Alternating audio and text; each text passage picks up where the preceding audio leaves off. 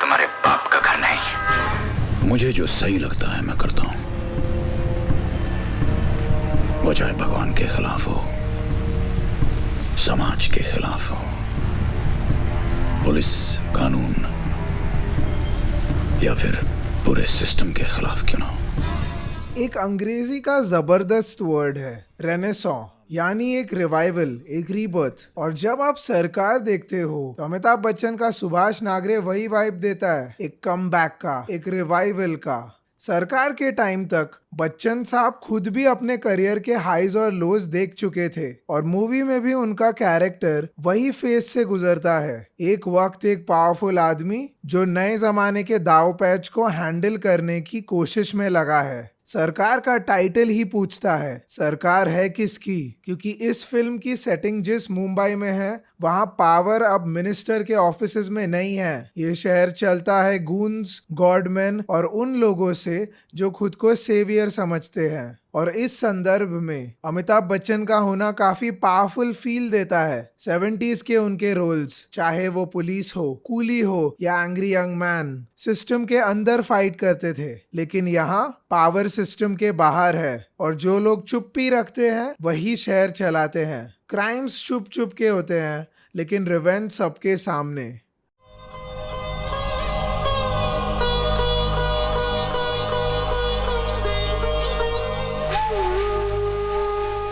राम गोपाल वर्मा ने 2000s वाले swag को समझकर सरकार से मसाले गाने हटा दिए, जिस कारण इस फिल्म का संगीत एक्चुअल में बैकग्राउंड स्कोर जैसा काम करता है। गोविंदा गोविंदा का चांट शंकर के ट्रांसफॉर्मेशन के टाइम बजता है, जैसे किसी गॉड की एनर्जी उसमें आ गई हो। और साम दाम दंड भेद क्लाइमैक्स में सुनाई देता है जब बदला लेना जरूरी हो जाता है। इनफैक्ट बापी तुतुल और प्रसन्ना शेखर ने इस फिल्म का स्कोर बनाया था।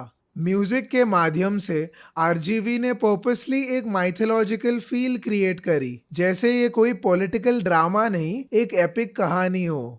कितने पहुंचे वहां से?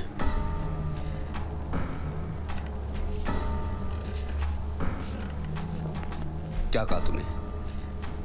कितने पहुंचे वहां से?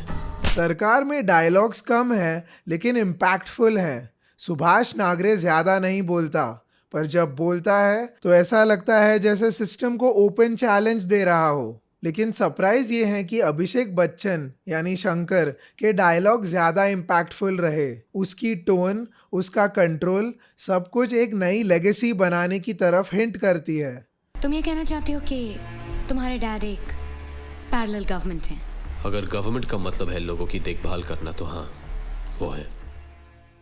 अमिताभ और अभिषेक के सीन्स में जो बॉन्डिंग दिखती है वो काफी नेचुरल लगती है। कोई प्रूफ तो नहीं है कि इन्होंने कुछ इम्प्रोवाइज किया था, पर उनकी केमिस्ट्री रियल लाइफ कनेक्शन को रिफ्लेक्ट करती है। यही चीज शंकर के कैरेक्टर को स्ट्रॉन्ग बनाती है। सिर्फ बाप का बेटा नहीं, अपने दम पर खड़ा आदमी है वो। सरकार में केमिस्ट्री का मतलब है आंखों की बात। जब श्रीनिवास राव का सिल्वर मणि और शंकर एक दूसरे को देखते हैं तो सीन में साइलेंस भी टेंस लगने लगता है। और सबसे स्ट्रॉन्ग डायनामिक है नागरे और उसके बेटों के बीच। क्लाइमैक्स में जब पता चलता है कि शंकर ने विष्णु की हत्या कर दी तो ये anti hero movement literally chills दे देता है। के मेनन ने बाद में बोला था कि सरकार उनके करियर का टर्निंग पॉइंट था। विष्णु का कैरेक्टर उन्होंने एक स्पॉइल्ड ब्राइट जैसा अप्रोच किया जो अपने फादर से अटेंशन और पावर दोनों चाहता था, और उन्होंने रोल के लिए मेथड एक्टिंग यूज की। किरदार को समझाते हुए उन्होंने एक बार कहा कि विष्णु सिर्फ एक बुरा बेटा नहीं,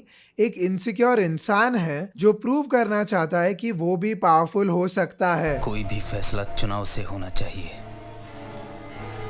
दबाव से नहीं। सरकार का विलन सेटअप काफी इंटरेस्टिंग है। बैडीज का एक ऐसा गठबंधन जो सिनिस्टर भी है और इंट्रीगिंग भी। हर विलन का अपना मोटिव है सुभाष नागरे को गिराने का, और सब उसके पर्सनल लाइफ को टारगेट करते हैं। लेकिन फिल्म का सबसे ट्विस्टेड विलन विष्णु।